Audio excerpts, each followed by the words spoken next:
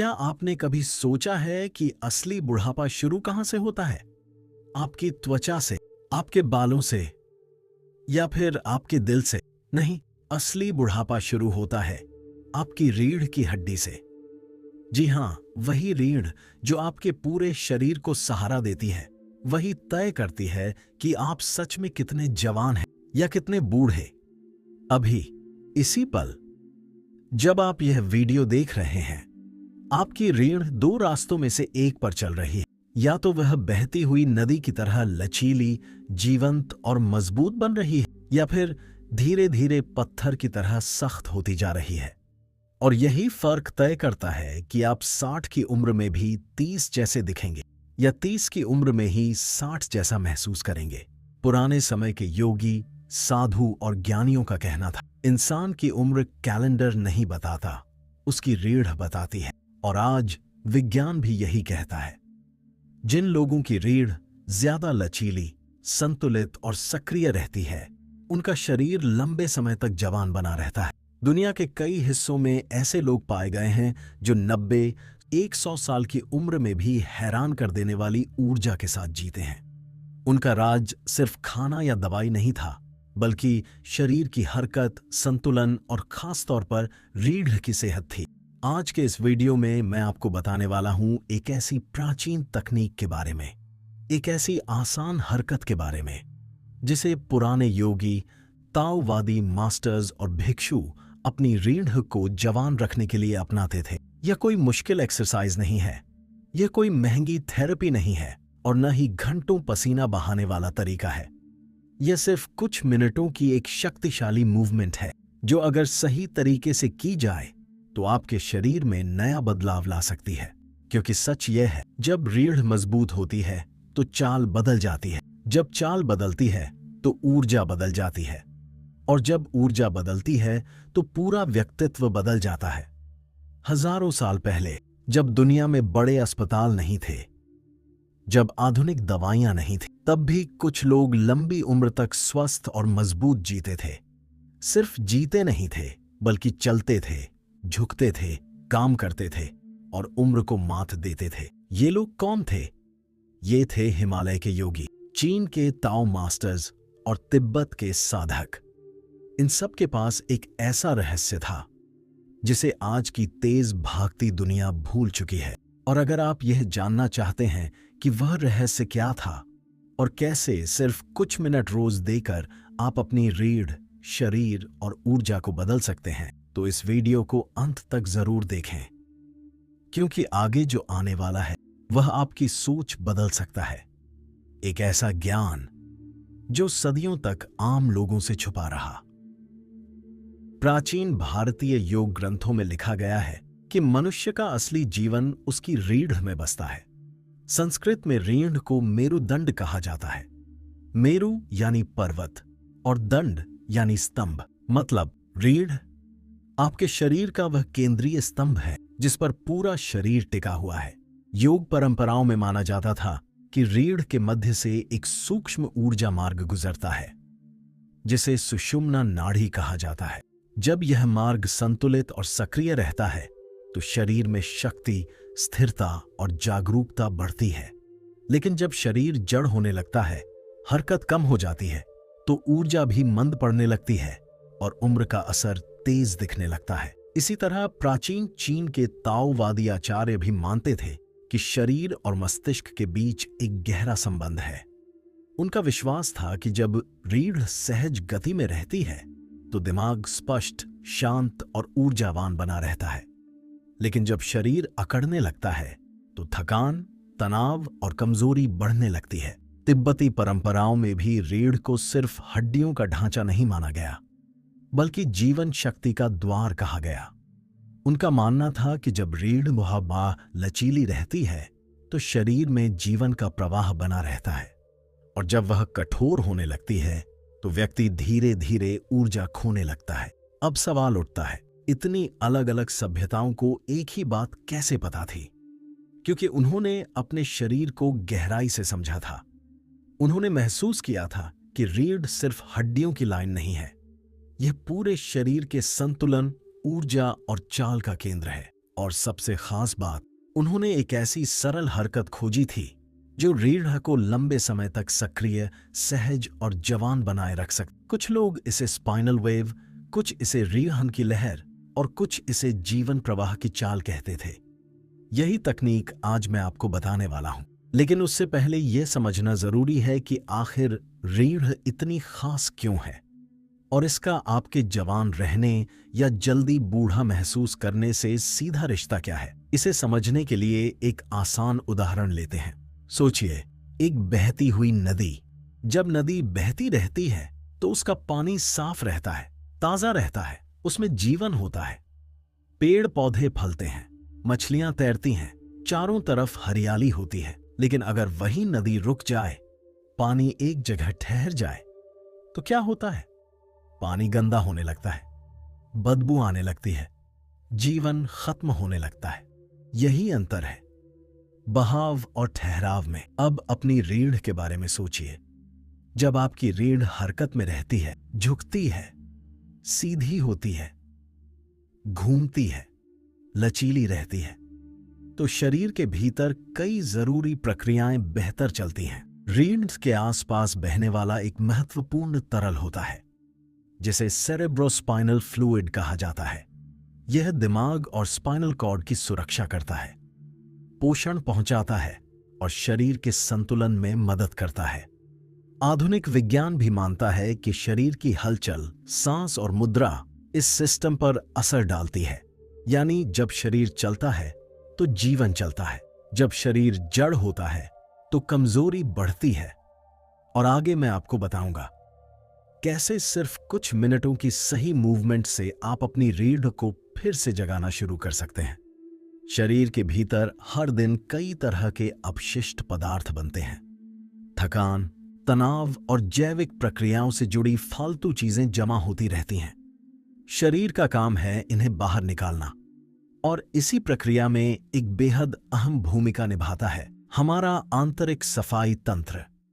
लेकिन यहां एक दिलचस्प बात है, शरीर की कई प्रक्रियाएं बेहतर तब काम करती हैं जब हम हरकत में रहते हैं। जब रीढ़ हर स्वाभाविक रूप से चलती, झुकती, सीधी होती और सांस के साथ तालमेल में रहती है, तो शरीर के भीतर बहने वाले जरूरी तरल पदार्थ भी बेहतर ढंग से अपना काम करते हैं।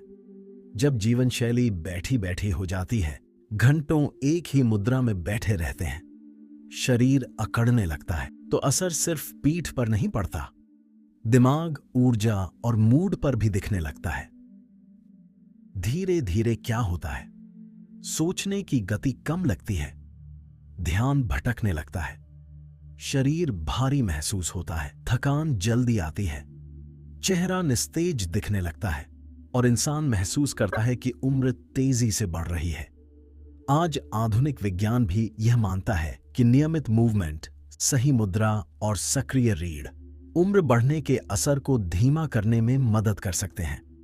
जिन लोगों का शरीर लंबे समय तक गतिशील रहता है, उनमें मानसिक स्पष्टता, संतुलन और कार्यक्षमता अक्सर बेहतर देखी जाती है। अब एक और जरूरी बात समझिए, आपकी रीढ़ के भीतर से गुजरती है स्पाइनल कॉर्ड, यानी वह मुख्य तंत्रिका मार्ग जो दिमाग को पूरे शरीर से जोड़ता है। जब आप हाथ उठाते हैं, जब पैर चलते हैं, जब दर्द महसूस होता है, जब स्पर्श का एहसास होता है, इन सब संकेतों का बड़ा हिस्सा इसी नेटवर्क से गुजरता है। यानी दिमाग और शरीर के बीच संवाद का मुख्य राजमार्ग आपकी रीढ़ है। अब सोचिए, अगर शरीर हमेशा झुका रहे, पीठ कमजोर हो, मांसपेशियां जकड़ी हों, तो क्या असर पड़ेगा? तब चलना, उठना, झुकना, संतुलन रखना, ऊर्जा महसूस करना, सब पर फर्क पड़ सकता है। इसलिए उम्र बढ़ने के साथ कई लोगों को स्टिफनेस, दर्द, कमजोरी और कोऑर्डिनेशन की समस्या होने लगती है। पुरानी परंपराओं के योगियों ने इसे अपने तरीके से समझा था। वे कहते थे कि रीढ़ को लचीला रखना सिर्फ शरीर के लिए नहीं, मन और जीवन शक्ति के लिए भी जरूरी है। जब शरीर खुला रहता है तो सांस बेहतर चलती है, जब सांस बेहतर चलती है तो ऊर्जा बेहतर महसूस होती है, जब ऊर्जा बेहतर होती है तो इंसान खुद को ज्यादा जीवंत महसूस करता है। अब आप समझ गए होंगे, रीढ़ सिर्फ हड्डियों की लाइन नहीं है, ये आपके शरीर का केंद्रीय स्तंभ है, आपकी चाल का आधार है, आपकी सक्रियता का केंद्र है।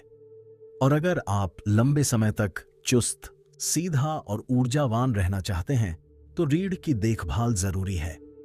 लेकिन सवाल है, इसे लचीला कैसे रखा जाए? यही मैं आपको अगले हिस्से में बताने वाला हूं। अब तक आपने समझ लिया कि रीढ़ इतनी अहम क्यों है, लेकिन अब सबसे बड़ा सवाल आता है, आखिर रीढ़ सख्त क्यों हो जाती है और क्या इसे फिर से लचीला बनाया जा सकता है? जवाब है हां, बिल्कुल हां। और इसके लिए जरूरी नहीं कि आपको महंगा इलाज चाहिए या कोई चमत्कारी दवाई। सबसे पहले यह समझना होगा कि रीढ़ काम कैसे करती है। रीढ़ कोई एक सीधी हड्डी नहीं है, यह कई छोटी छोटी हड्डियों से मिलकर बनी संरचना है जिन्हें वर्टेब्रा कहा जाता है। इनके बीच डिस्क, जोड़, लिगामेंट और मांसपेशियां मिलकर शरीर को झुकने, घूमने, उठने और संतुलन बनाने में मदद करती हैं। इसे ऐसे समझिए जैसे मोतियों की एक माला, जिसमें हर मोती सही जगह पर है और स्वतंत्र रूप से हिल सकता है। जब माला नई होती है तो वह आसानी से मुड़ती है, घूमती है, लचीली रहती है। लेकिन अगर मोतियों के बीच जकड़न आ जाए, धागा कठोर हो जाए तो माला अकड़ जाती है। कुछ ऐसा ही हमारी रीढ़ के साथ भी होता है। जब आप घंटों एक ही जगह बैठे रहते हैं, जब लगातार झुककर मोबाइल देखते हैं, जब शरीर को अलग अलग दिशाओं में हिलाना बंद कर देते हैं, तो धीरे धीरे मांसपेशियां टाइट होने लगती हैं, जोड़ कम गतिशील हो जाते हैं और शरीर स्टिफनेस महसूस करने लगता है। जो रीढ़ हना कभी सहजता से चलती थी, वह धीरे धीरे भारी और कठोर लगने लगती है। अब यहां एक बेहद दिलचस्प बात है, शरीर बहुत बुद्धिमान है। वह हमेशा देखता है कि आप किस चीज का उपयोग कर रहे हैं और किसका नहीं। जिस क्षमता का आप रोज इस्तेमाल करते हैं, शरीर उसे बचा कर रखता है। जिसे छोड़ देते हैं, शरीर उसे कम करना शुरू कर देता है। इसे कई लोग आसान भाषा में कहते हैं, यूज इट और लूज इट। अगर आप रोज चलना बंद कर दें तो स्टैमिना घटता है। अगर आप हाथ का उपयोग कम करें, ताकत घटती है। और अगर आप रीढ़ को हिलाना बंद करें तो फ्लेक्सिबिलिटी घटती है। लेकिन अच्छी खबर यह है, अगर आप रोज थोड़ी सही हरकत शुरू करें, रीढ़ को झुकाएं, सीधा करें, मोड़ें, घुमाएं, तो शरीर दोबारा अडैप्ट करना शुरू करता है। मांसपेशियां खुलने लगती हैं, जोड़ों में मोबिलिटी बढ़ सकती है, रक्त प्रवाह बेहतर होता है और स्टिफनेस कम महसूस होने लगती है। अब एक और महत्वपूर्ण बात समझिए, जब शरीर लयबद्ध और सहज जी गति करता है, खासकर सांस के साथ, तो इसका असर नर्वस सिस्टम पर भी पड़ता है। हमारे शरीर में ब्रॉडली दो तरह की प्रतिक्रियाएं होती हैं। एक, तनाव मोड, जब शरीर अलर्ट रहता है। दूसरा, विश्राम मोड, जब शरीर रिपेयर, रिकवरी और हीलिंग पर काम करता है। लगातार तनाव, स्क्रीन टाइम और इनएक्टिविटी शरीर को पहले मोड में फंसा सकते हैं, लेकिन शांत गति, स्ट्रेचिंग, डीप ब्रीदिंग और कंट्रोल्ड मूवमेंट शरीर को दूसरे मोड की तरफ ले जा सकते हैं। यानी सिर्फ रीढ़ ही नहीं, आपका पूरा सिस्टम राहत महसूस कर सकता है। और अगले हिस्से में मैं बताऊंगा वह सरल मूवमेंट कौन सी है जिसे रोज कुछ मिनट करके आप रीढ़ को फिर से जगाना शुरू कर सकते हैं। जब आप शांत होते हैं, जब शरीर सुरक्षित महसूस करता है, तब एक अलग सिस्टम सक्रिय होता है। यही वह अवस्था है जिसमें शरीर रिकवरी करता है, कोशिकाओं की मरम्मत होती है, सांस गहरी होती है और नींद बेहतर आने लगती है। अब यहां सबसे रोचक बात है, जब आप अपनी रीढ़ को धीरे धीरे लयबद्ध तरीके से हिलाते हैं, खासकर सांस के साथ, तो शरीर को यह संकेत मिलता है कि अब खतरा नहीं है, अब आराम किया जा सकता है। तनाव कम होने लगता है, दिमाग शांत होने लगता है, मांसपेशियां ढीली पड़ने लगती हैं और शरीर रिपेयर मोड में जाने लगता है। शायद यही कारण था कि पुराने योगी और साधक कहते थे, रीढ़ को हिलाना सिर्फ व्यायाम नहीं है, यह चलती हुई ध्यान साधना है। यह शरीर और मन दोनों को संतुलित करने का तरीका है। जब आप रीढ़ को सही ढंग से चलाते हैं तो आप अपने पूरे सिस्टम को एक संदेश दे रहे होते हैं, सब ठीक है, आराम करो, संतुलित हो जाओ, फिर से जीवंत बनो। अब समय आ गया है उस सरल तकनीक को सीखने का जिसे कई लोग स्पाइनल वेव या रीढ़ की लहर कहते हैं। यह बहुत आसान है, इतनी आसान कि कोई भी शुरू कर सकता है, लेकिन अगर ध्यान से और नियमित रूप से की जाए तो इसका असर गहरा महसूस हो सकता है। ध्यान से सुनिए और चाहें तो साथ में धीरे धीरे कीजिए। शुरुआत कैसे करें? आप ये मूवमेंट खड़े होकर, बैठकर या चारों हाथ पैर के सहारे भी कर सकते हैं। अभी हम खड़े होकर सीखते हैं। स्टेप 1, आधार बनाइए। अपने पैरों को कंधों जितना खोलकर खड़े हो जाइए। घुटनों को लॉक मत कीजिए, थोड़ा नरम रखें। कंधों को ढीला छोड़ दें, जबड़ा रिलैक्स रखें। अब 3 गहरी सांसें लें। नाक से सांस अंदर, धीरे बाहर। महसूस करें कि आपके पैर जमीन पर स्थिर हैं। यही आपकी नींव है। स्टेप 2, नीचे से शुरुआत। अब बहुत हल्के से पेल्विस यानी कमर के निचले हिस्से को आगे पीछे टिल्ट करना शुरू करें, ऐसा जैसे टेलबोन हल्का सा अंदर जाए, फिर वापस सामान्य आए। कोई जोर नहीं लगाना है, बस छोटी सहज हरकत। यहीं से लहर शुरू होगी। स्टेप 3, लहर ऊपर भेजिए। अब उसी हलचल को रीढ़ में ऊपर की ओर जाने दें। नीचे कमर हिले, फिर बीच की पीठ नरम सी मूव करे, फिर ऊपरी पीठ, फिर गर्दन और अंत में सिर हल्का सा फॉलो करे, यानी नीचे से ऊपर, एक वेव की तरह, जैसे पानी की लहर किनारे तक जाती है। स्टेप 4, वापस लौटना। अब उसी फ्लो को उल्टा आने दें। सिर न्यूट्रल, गर्दन नरम, ऊपरी पीठ, मध्य पीठ, निचली पीठ, फिर पेल्विस, ऊपर से नीचे, फिर नीचे से ऊपर। बस यही है स्पाइनल वेव।